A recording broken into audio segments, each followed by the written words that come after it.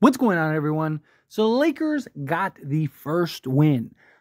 3 more to go. Now, this was a great win because the Lakers not only got the monkey off their back, but this was a controlled start to finish level win. Right? Denver never had a lead in this game from the opening tip to the end of the buzzer. Right? Like, that's what you want to see. You want to see the Lakers in control, dominate, and show that they can be the better team. And you can make a genuine argument. The Lakers have been the better team in this series. Lakers, for like 90% of the series, have dominated. Like double-digit leads in every game, and just really have had moments where they looked like they were just in total control.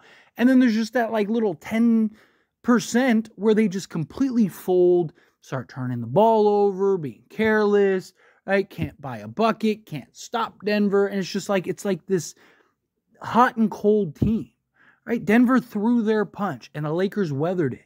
Denver threw their punch and the Lakers extended it, right? Like, that's what you need to see from this team, not the team that folded, not the team that collapses. And I'm glad, because I do think that this is a game that could really build confidence for the Lakers. And I really wanted this win regardless, because I think it is very important. I think this win was huge, not only just for obviously this series, but even just going forward, right? Like, if you lose 12 straight to this team going into next season, it's just, again, at a point, it becomes a mental thing. It becomes this mental block.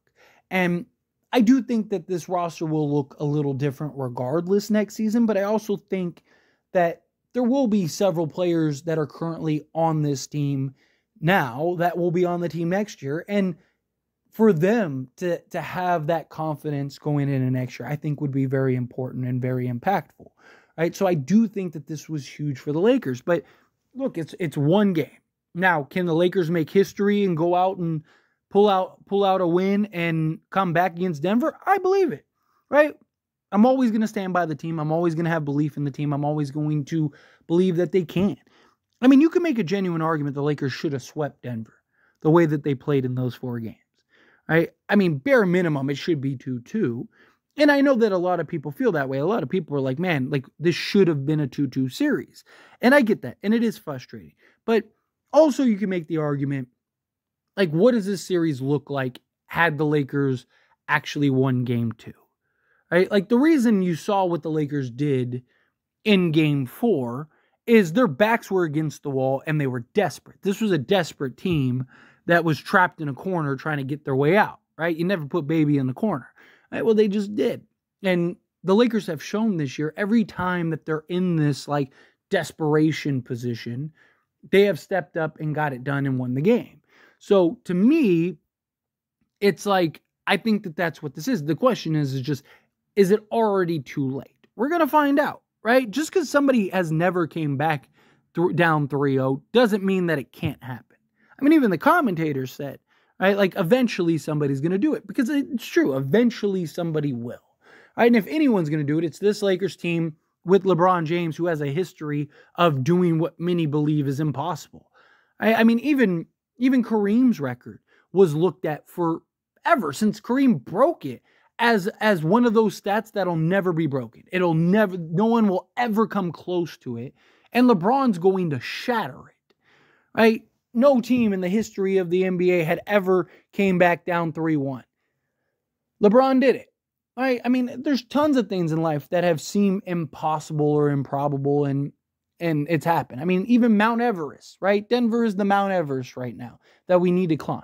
There was a point where no one had ever climbed Mount Everest. Many people had tried and they all failed. And then finally somebody did it, and now it's routine. And I think the Lakers, they just need to climb that. But again, it boils down to the role guys, right? We need the other guys. Talked about it from day one.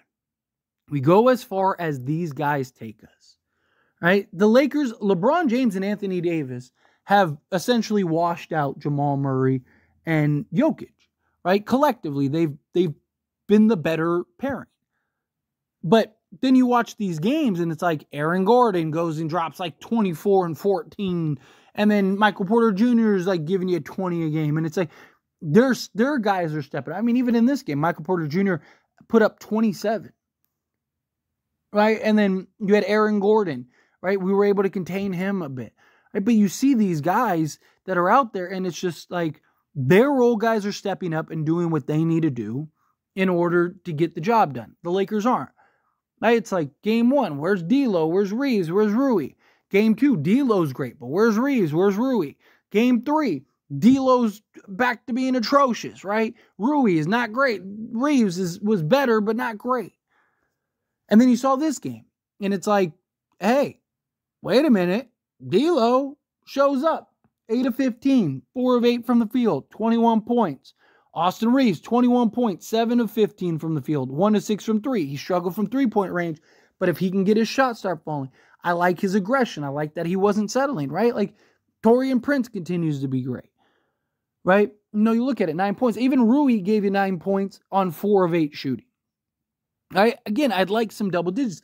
I don't necessarily need D'Lo and Reeves to give you 21 each every night, but I need collectively the role guys to step up, right? I need D'Lo. I need a 15-piece from D'Lo. I need a 15-piece from Reeves. I need, a 12-piece from Rui. Give me 8 to 9 from Prince. Give me 6 to 8 from Vincent. 6 to 8 from Dinwiddie.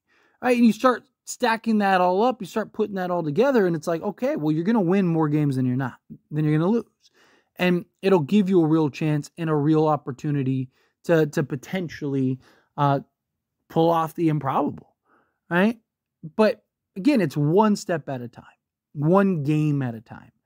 And I believe it starts with game 5, right? Like, again, and I know a lot of people are going to be like, well, yeah, of course, every game is important. Yeah, because every game is a game 7. But what I mean by that is I believe if the Lakers win game 5, I think that they force a game 7. I think that they'll have all the confidence, all the momentum, everything to get to a game 7. And I think that that's huge. Right now, we proved we can finally beat Denver. But can we beat them on the road? Denver's never had to beat LA in LA. They never had. All they had to do was win their home games. As long as Denver doesn't lose at home, Lakers can't win the series. They can't, right? Because Denver gets 4 home games, Lakers only get 3. So, to me, it's like, can you prove that you can beat them on the road? And then at that point, I think the Lakers I think it's a completely different series. I think the Lakers go in LA. I actually think the Lakers might run through Denver in game 6 and force a game 7. Like, I think it might be bad. Because I believe Denver is going to throw their best punch in this upcoming game 5. Because Denver, one, is not going to want to go back to LA and run the risk of the Lakers forcing a game 7. And they got to keep pace with Minnesota. If Minnesota goes and they end up sweeping the Suns, and Denver ends up going to a game 7, a hard-fought game 7, that's not good for Denver going forward, right? Especially with Minnesota, who they match up very well against Denver. So if you can beat them on the road with Denver giving you 110% and their best play possible, then I think that that's just going to give the Lakers all the confidence in the world that's going to translate to success going into game 6. I think they win game 6. You get me to a game 7. Like I've always said, just get me to a game 7. Get me to a game 7. I'll trust LeBron James and Anthony Davis. That's the game I think you'll see LeBron James go drop 50 and do whatever he has to and pull out that win. Get me to a game 7, right? This is not going to be easy, but again, it's not impossible. Anthony Davis has been ridiculous this year. Anthony Davis has done everything you could ask for and more. Don't waste this incredible performance by AD. Right? Like, we need the guys to step up. We need the guys to play better. We need the guys to play great. I believe that they can. Again, the Lakers have been the better team for a majority of this series. They just keep hitting these stretches where they just completely fall apart. They just keep hitting these stretches where they're not the same team. And it's like, dude, who is this?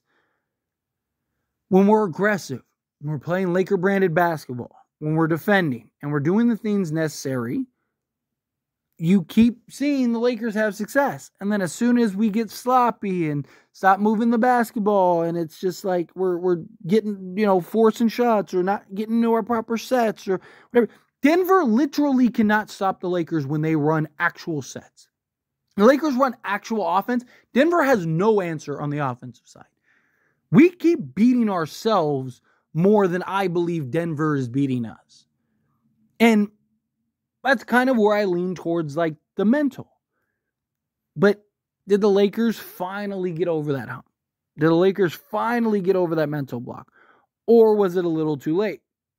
Right? Because, I mean, even if they do, right? Like, let's say they force a game 7, right? That doesn't, like, you still lose to Denver in game 7. It's like, yeah, it was too late. It's like, man, what does this look like, had we not BS'd in one game 2 or whatever, right? So it's just, you still have a lot of work to do. Job is nowhere near being finished.